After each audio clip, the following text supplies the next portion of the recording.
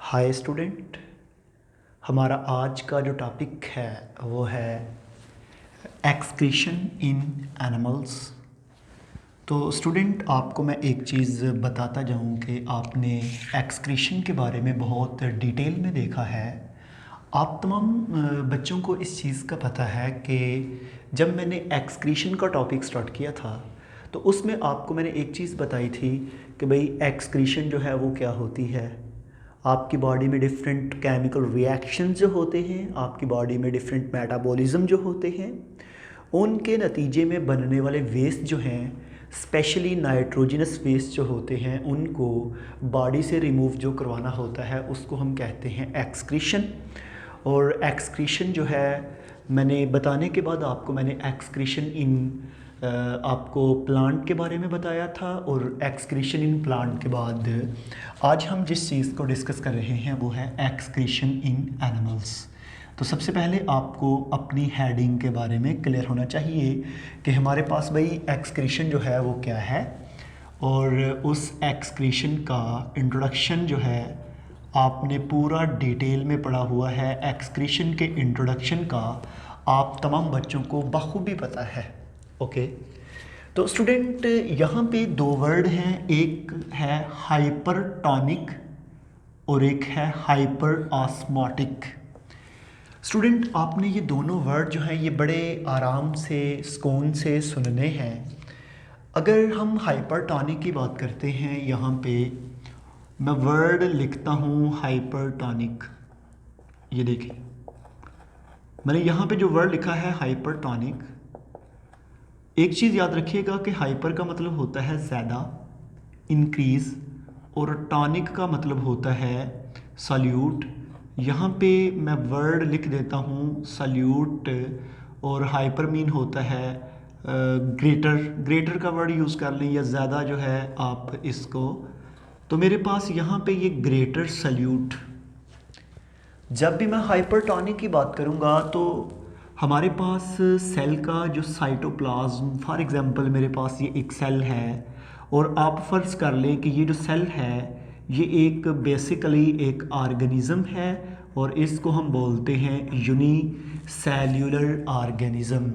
जब भी स्टूडेंट आप यूनिसेल्युलर ऑर्गेनिज़म की बात करेंगे तो इसमें आपने क्या देखना है, आपने इस चीज़ को स्टडी करते हुए आपने ये देखना है कि मेरे पास ये जो सेल है, सेल के इंटरनल जो साइटोप्लाज्म है इसके अंदर सल्यूट की कॉन्सेंट्रेशन ज़्यादा है, उस वजह से हम इसको बोलते हैं हाइपरटोनिक।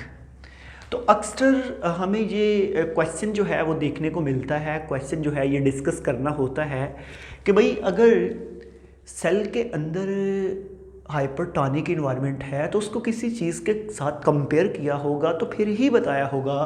तो वो किससे कंपेयर किया है? सेल के एक्सटर्नल इन्वायरमेंट से। अब अगर आप इस चीज़ को देखेंगे, मेरे पास जब भी हम सेल को देखेंगे, सेल का एक तो आपने हाइपरटोनिक, और हाइपरटोनिक के साथ यहाँ पे मैं वर्ड लिखता हूँ एक्सटर्नल इन्वायरमेंट, और ये मैंने लिख दिया है एक्सटर्नल इन्वायरमेंट। आप जब इस चीज़ की स्टडी करते हैं, आप जब इसके बारे में जानते हैं, तो भाई अगर हमारे पास अंदर हाइपरटोनिक इन्वायरमेंट होगा तो बाहर फिर इसका मतलब है सल्यूट की कॉन्सेंट्रेशन कम होती है। बाहर जब सल्यूट की कॉन्सेंट्रेशन कम होगी तो फिर किसकी ज़्यादा होगी? वाटर की। तो बाहर वाले इन्वायरमेंट को हम बोलते हैं हाइपर ऑस्मोटिक। क्या बोलेंगे? Hyper osmotic. और आपको तमाम बच्चों को इस चीज़ का भी क्लियर होना चाहिए कि जब भी वर्ड ऑस्मोटिक आता है तो इसको आपने किससे रिलेट करना होता है? वाटर से। आपने इसको पानी के बारे में जो है वो बताना है।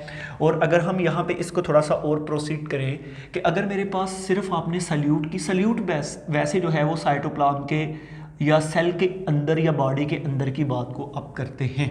ओके, तो इसका मतलब फिर ये हो गया कि जब भी मेरे पास सेल के अंदर साल्ट की कॉन्सेंट्रेशन ज़्यादा होगी, बाहर वाटर की कॉन्सेंट्रेशन ज़्यादा होगी, तो वाटर बेसिकली एक सॉल्वेंट है। वाटर अपनी हाई कॉन्सेंट्रेशन से लो की तरफ जाएगा, मीन के बाहर से जब पानी अंदर आएगा तो अंदर ज़ाहिरी बात है कि आपके पास वो जो सल्यूट है, जो सल्यूट की कॉन्सेंट्रेशन ज़्यादा थी, वो अब डाइल्यूट हो चुकी है।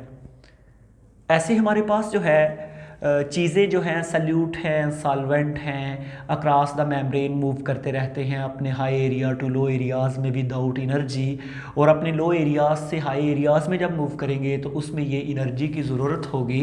तो उसमें जो है हमने दो तरह की ट्रांसपोर्ट अक्सर पढ़ाते हैं, बल्कि चैप्टर 4 फर्स्ट ईयर में मैंने आपको जब सेल का चैप्टर पढ़ाया था तो उसमें मैंने प्लाज्मा मेम्ब्रेन के अंदर बताया था कि भाई प्लाज्मा मेम्ब्रेन को जब कोई चीज़ क्रॉस करती है तो वो दो तरह से, या तो वो एनर्जी लगा के एक्टिव ट्रांसपोर्ट, या फिर विदाउट एनर्जी लगा के, विदाउट एनर्जी जो है उसको बोलते हैं पैसिव ट्रांसपोर्ट। ओके, अब स्टूडेंट आपने यहाँ पे एक और चीज़ याद रखनी है कि एक ना मैंने पॉइंट लिखा है डी अमाइनेशन। ये ज़रा डी अमाइनेशन को आप क्लियर करेगा। हमेशा याद रखिएगा कि आप की जो बॉडी है, इस बॉडी के अंदर एक सिस्टम है जिसको हम बोलते हैं डाइजेस्टिव सिस्टम। जब भी हम डाइजेस्टिव सिस्टम की बात करें, जब भी हम डाइजेस्टिव सिस्टम को देखें, जब आप डाइजेस्टिव सिस्टम की बात करते हैं तो डाइजेस्टिव सिस्टम को जाहिर बात है हर वक्त फूड की ज़रूरत है, और एक फूड की फॉर्म वो है जिसको हम फ्लश कहते हैं। फ्लश मीन गोश्त, और गोश्त के अंदर ज़्यादातर क्या पाया जाता है? प्रोटीन। हमेशा याद रखिएगा कि जब भी आप स्टूडेंट प्रोटीन की बात करते हैं, जब आप प्रोटीन को पढ़ते हैं तो हमेशा याद रखिएगा कि प्रोटीन की ब्रेकडाउन से जो चीज़ बनती है उसको हम बोलते हैं अमाइनो एसिड्स। क्या बोलते हैं? Amino acids. अब यहाँ पे मैं एक नॉर्मल अमाइनो एसिड्स का स्ट्रक्चर्स ड्रा करता हूँ जिसको हम ग्लाइसिन कहते हैं। सिंपलेस्ट अमाइनो एसिड्स है। इसके एक साइड पे कार्बोक्सिलिक ग्रुप होता है और दूसरी साइड पे हाइड्रोजन, इधर भी हाइड्रोजन, और कार्बोक्सिलिक के अपोजिट पे आपको पता है इसको अमाइन ग्रुप कहते हैं। मेरे पास ये अमाइन ग्रुप है, NH2 अमाइनो ग्रुप भी कहते हैं। हमेशा जब आपके डाइजेस्टिव सिस्टम के ज़रिए आप प्रोटीन को लेते हैं, प्रोटीन की ब्रेकडाउन से अमाइनो एसिड्स बनते हैं। अब अमाइनो एसिड्स में क्या होगा कि जब ये जो अमाइनो ग्रुप है NH2, जब ये अमाइनो ग्रुप की ब्रेकडाउन होती है तो इसको हम कहते हैं डी अमाइनेशन, कि अमाइनो ग्रुप की ब्रेकडाउन हो जाना। जब यहाँ पे डी अमाइनेशन होती है तो ये अमाइनो ग्रुप, स्टूडेंट बड़ा इंटरेस्टिंग सा पॉइंट मैं आपको बताने लगा हूँ कि जब अमाइनो एसिड्स की ब्रेकडाउन होगी उससे डी अमाइनेशन होगी। उस डी अमाइनेशन के नतीजे में जब अमाइनो ग्रुप टूटता है तो अब वो दो पॉइंट हैं हमारे पास। अब ये जो अमाइनो ग्रुप टूटा है, या तो ये आपकी बॉडी में दोबारा रीयूज़ हो जाए, अगर दोबारा बॉडी में रीयूज़ नहीं होगा तो फिर ये आपकी बॉडी का वेस्ट है। तो स्टूडेंट यहाँ पे ये चीज़ याद रखिएगा कि आपकी बॉडी के अंदर ऐसे वेस्ट जिनके अंदर नाइट्रोजन पाई जाती है उनको हम बोलते हैं नाइट्रोजिनस वेस्ट। यहाँ पे मैं आपके साथ कुछ बातें करना चाह रहा हूँ कि देखें, आपकी बॉडी के अंदर जब वेस्ट में कार्बन भी टूटती है, वेस्ट में ऑक्सीजन भी टूटती है, वेस्ट में हाइड्रोजन भी टूटती है, वेस्ट में नाइट्रोजन भी टूटती है, लेकिन हम हमेशा वेस्ट में नाइट्रोजिनस वेस्ट का बड़ा जिक्र करते हैं। नाइट्रोजिनस वेस्ट, स्टूडेंट ये याद रखिएगा कि जो नाइट्रोजिनस वेस्ट में जो नाइट्रोजन होती है या नाइट्रोजिनस वेस्ट जो होते हैं ये इजीली डिजॉल्व इन वाटर होते हैं। आपको पता है कि जब भी आपके सेल के साइटोप्लाज्म की हम स्टडी करते हैं तो उसमें पानी की काफ़ी ज़्यादा कॉन्सेंट्रेशन है, वाटर की काफ़ी उसमें अमाउंट है। अब उसके अंदर जो वाटर की कॉन्सेंट्रेशन होती है उसमें अगर नाइट्रोजिनस वेस्ट डिज़ॉल्व हो जाए तो डिज़ॉल्व होने के बाद वो आपके साइटोप्लाज्म के लिए बहुत टॉक्सिक है। टॉक्सिक कैसे कि आपके अमाइनो एसिड्स आपकी जो नाइट्रोजनस वेस्ट हैं जब आपके वाटर के अंदर डिज़ॉल्व होंगी साइटोप्लाज्म में तो वहाँ पे एंजाइम को प्रॉपर वर्क नहीं करने देंगी और डिफरेंट केमिकल रिएक्शन के साथ रिएक्शन करके चिलेट बना देंगी। उस नतीजे में क्या होता है कि आपकी बॉडी में कन्वल्जन्स, आपको झटके लगते हैं, उसके अलावा कॉमा, आप बेहोशी में चले जाते हैं और इवेंचुअली डेथ के आखिरकार इंसान की डेथ हो जाती है। ये नाइट्रोजनस वेस्ट। यहाँ पे स्टूडेंट आपको एक चीज़ मैं और बताता जाऊँ कि आपकी बॉडी के अंदर एक सिस्टम है जिसको हम एक्सक्रीटरी सिस्टम कहते हैं, जिसमें हम अपनी बॉडी से यूरिन को रिलीज़ करते हैं, यूराइन भी हम इसको कहते हैं। जब हम अपनी बॉडी से यूरिन को रिलीज़ करते हैं, वो बेसिकली उसका काम या उसका फंक्शन ये है कि हमारी बॉडी से नाइट्रोजनस वेस्ट को रिलीज़ करवाना। उन नाइट्रोजनस वेस्ट में स्मॉल अमाउंट में अमोनिया, यूरिक एसिड, लेकिन सबसे ज़्यादा क्या होता है, यूरिया। ओके, अब देखिए अमोनिया जो है इसके अंदर भी नाइट्रोजनस वेस्ट है, यूरिया जो है इसके अंदर भी नाइट्रोजनस वेस्ट है, यूरिक एसिड जो है इसके अंदर भी नाइट्रोजनस वेस्ट हैं। तो ये साथ मैंने छोटे छोटे इनके फार्मूलाज भी बनाए हैं ताकि आपको ये साथ साथ क्लियर हो जाए कि मेरे पास जो अमोनिया है इसका फार्मूला होता है NH3। चूँकि आपको पता है कि भाई नाइट्रोजन की 3 वैलेंसी होती है, ये मेरे पास नाइट्रोजन है, और जब भी आप नाइट्रोजन को देखेंगे तो इसके साथ 3 हाइड्रोजन होते हैं। 3 हाइड्रोजन ये मैंने साथ बना दिए हैं, हाइड्रोजन 1, हाइड्रोजन 2, हाइड्रोजन 3, जिसको हम बोलते हैं अमोनिया। आपकी बॉडी में सबसे जो है हाईली टॉक्सिक नाइट्रोजनस वेस्ट होता है जो आपकी बॉडी के अंदर पाया जाता है, क्योंकि जो ही आपको पता है कि जो ही डी अमाइनेशन होनी है, डी अमाइनेशन के नतीजे में NH2 है, नाइट्रोजन की वैलेंसी 3 है, ये साथ ही हाइड्रोजन के साथ रिएक्शन करेगी और कन्वर्ट हो जाएगी NH3 में। अब ये जो अमोनिया है अगर ये आपकी बॉडी के अंदर रहे तो बच्चे आपकी बॉडी के लिए काफ़ी नुकसान है। उसमें स्टूडेंट ये आपकी बॉडी को काफ़ी नुकसान देता है, जिसमें मैंने आपको इसके सिम्टम्स के बारे में आगाह किया और लास्ट पे आपको मैंने बता दिया कि इसकी डेथ भी हो सकती है। इसके अलावा आपको पता है कि आपके मसल्स के अंदर कुछ केमिकल एनर्जी होती है जिसको हम क्रियाटिन फास्फेट कहते हैं। अब उसकी ब्रेकडाउन से भी डिफरेंट प्रोडक्ट्स बनती हैं, जैसा कि हमारे पास क्रियाटिन है, ट्राई मिथाइलामीन ऑक्साइड हमारी बॉडी के डिफरेंट मेटाबॉलिज्म में बनती है। और इसी के साथ साथ आपको एक चीज़ का स्टूडेंट और भी पता है कि हमारी बॉडी के अंदर जो एक जेनेटिक मटेरियल है जिसको हम DNA कहते हैं या RNA कहते हैं, वो छोटी छोटी न्यूक्लियोटाइड से मिलके बनता है, और वो न्यूक्लियोटाइड फर्दर 3 सब यूनिट से मिलके बनती हैं, जिसमें राइबोस ग्रुप है, फास्फेट ग्रुप है, नाइट्रोजनस वेस्ट हैं, वो नाइट्रोजनस बेस हैं। वो जो नाइट्रोजनस बेस होती है ना स्टूडेंट, वो नाइट्रोजनस बेस में हमारे पास प्यूरीन एंड पायरीमिडीन आती हैं। आपको पता है कि प्यूरीन जो है इनमें डबल रिंग होता है, पायरीमिडीन में सिंगल रिंग होता है। अगर किसी स्टूडेंट को इस पॉइंट की समझ नहीं आ रही तो मेरे ही चैनल में प्लेलिस्ट में जाकर ऑप्शन में प्लेलिस्ट जो आती है वहाँ पे जाएं। वहाँ पे मैंने एक चैप्टर 20 के नेम पे क्रोमोसोम्स एंड DNA अपलोड किया है, उसमें आप सर्च कीजिएगा स्ट्रक्चर ऑफ DNA, तो वहाँ पे प्यूरीन एंड पायरीमिडीन का आपको बाकायदा प्रॉपर समझ आ जाएगी। मैंने एक एक चीज़ का स्ट्रक्चर ड्रा किया है और फिर बच्चे को समझाया है।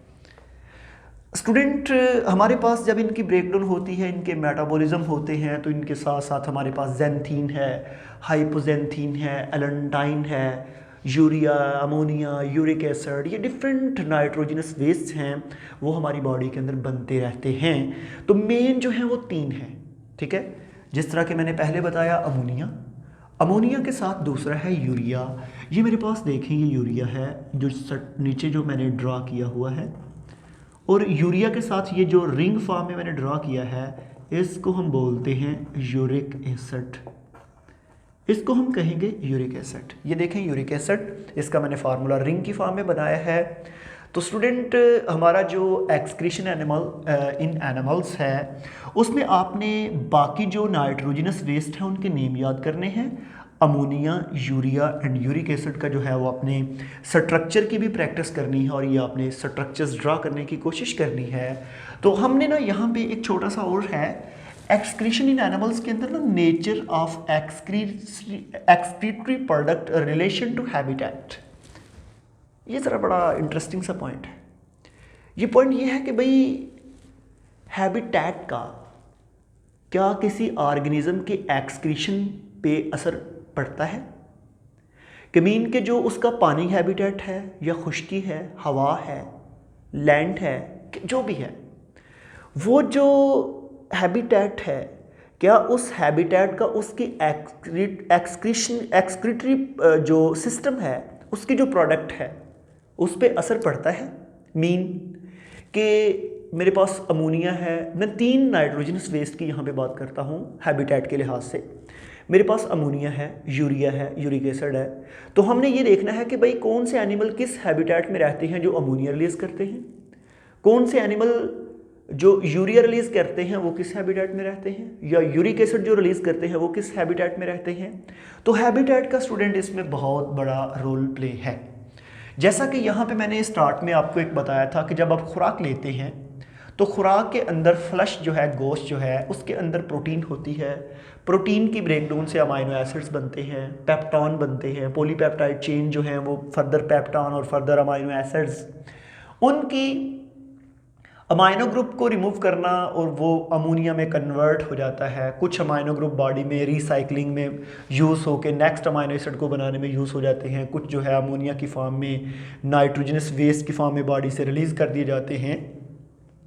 तो यहाँ पे आपको मैं एक और चीज़ बताता जाऊँ कि भाई जब आप बाहर से गोश्त लें या कोई किसी आप प्लांट्स की, आप वेजिटेबल को लें, आप फ्रूट को लें, आपको पता है कि उसके सेंटर में एक सेल होता है जिसको 1831 में रॉबर्ट ब्राउन ने डिस्कवर्ड किया था। ओके, अब वो जो सेल है उस सेल के अंदर क्रोमोसोम भी है और क्रोमोसोम के अंदर डीएनए भी है, जाहिर बात है। तो मेरे पास एक मैंने यहाँ पे वर्ड लिखा है प्रोटीन, प्रोटीन के साथ दूसरा न्यूक्लिक एसिड। न्यूक्लिक एसिड में उसकी दो टाइप होती हैं, आपको पता है। न्यूक्लिक एसिड में एक डीएनए होगी और डीएनए के साथ दूसरी आरएनए होगी। प्रोटीन की ब्रेकडाउन से बनेगा अमाइनो एसिड्स। न्यूक्लिक एसिड के अंदर नाइट्रोजनस वेस्ट भी होते हैं, सॉरी नाइट्रोजनस बेसिस। मैं 2 दफ़ा ये गलती रिपीट कर चुका हूँ इस लेक्चर में, ठीक है। देखिए भाई, मैंने पहले भी बताया कि भाई डीएनए 3 सब यूनिट से मिलकर बनता है, ribose sugar, phosphate group, nitrogenous bases. अब मेरे पास यहाँ पे प्रोटीन की ब्रेकडाउन हुई, आपके डाइजेस्टिव सिस्टम में अमाइनो एसिड्स बने। न्यूक्लिक एसिड की ब्रेकडाउन हुई तो नाइट्रोजनस बेसिस अलहदा हुई, दोनों से अमाइनो ग्रुप रिलीज होता है, क्योंकि प्रोटीन के अंदर भी अमाइनो ग्रुप पाया जाता है। और ये जो नाइट्रोजनस बेसिस होती हैं, जिस तरह मेरे पास तकरीबन नाइट्रोजनस बेसिस का इस तरह का स्ट्रक्चर होता है।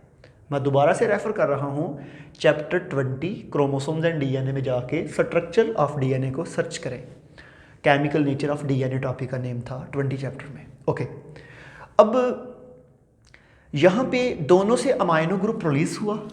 अब बच्चे यहाँ पे आपने स्टूडेंट एक चीज़ और देखनी है कि मेरे पास डिफरेंट हैबिटेट हैं। एक्वाटिक हैबिटेट है और मेरे पास ये टेरेस्ट्रियल है, लैंड, और ये भी टेरेस्ट्रियल है, ठीक है।